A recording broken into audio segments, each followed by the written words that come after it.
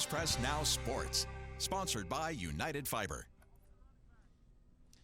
Yes, we've been waiting a long time to get back to this point. Week 1 of high school football is finally back. Well, it's probably been, early December since we were watching a high school football game, right? We've been waiting, and we've been talking in the office about how excited we are, and like you said, finally here, and what a better place to be on this lovely Friday night. Yep, you mentioned, of course, we're out here in Dekalb for our News Press Now Game of the Week as St. Joseph Christian travels down south to DeKalb to face off against the Tigers. Of course, this is a rematch of the season opener last year between these two teams. The Lions, of course, came out on top in that one, 54-12 in that one.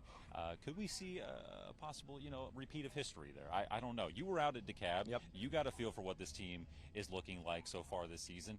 What do you get as far as your impression goes? I think with DeKalb, the impression I got with being out at their practice is they got a lot of young guys now, and they're trying to rebuild the program a little bit. They had less numbers last year. Coach had to step in and do some scout teams, so it's hard for him to not only coach but also help in the scout area. So they got more players, so I think practices have been more intense. Coach has been able to coach them more, and so I think they're just trying to get back to a level of success. Now tonight, it's going to be tough with the St. Joe Christian team that can really establish the run, and I was seeing them pass a little bit out here in pregame, and they were catching the ball, so we may see a little bit of that tonight. So I'm not saying it might be a repeat of last year, but this St. Joe Christian team could be tougher to DeKalb, and I know you were out talking to the Lions earlier this week. Yeah, St. Joseph Christian, of course, the surprise team from last year, only won one game in the last 4 years, and then they go into 2023, win 7 games, including a district game.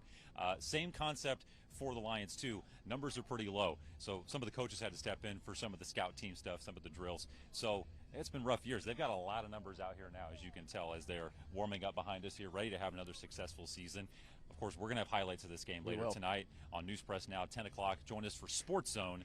That's a new segment that we're going to have. I'm excited for that. Me too. That's going to be a lot of fun. I can't wait. I can't wait. We're also going to be highlighting some other games on Sports Zone as well, happening in our area, of course. Benton versus Northeast Kansas City. That's at Benton. Savannah, Pleasant Hill. That's at Savannah. That should be a good one. Lafayette. That should be a good one. Lafayette faces Center at Lafayette. Central at home against Winnetonka. A couple road games there, too. Mid-Buck goes to Midway. East Buck goes to Central Kansas City, and then rounding it out, Bishop LeBlanc at home against North Shelby. We're going to have either highlights or updated scores of all those games tonight on Sports Zone. For now, that's all for sports. We'll be right back after this.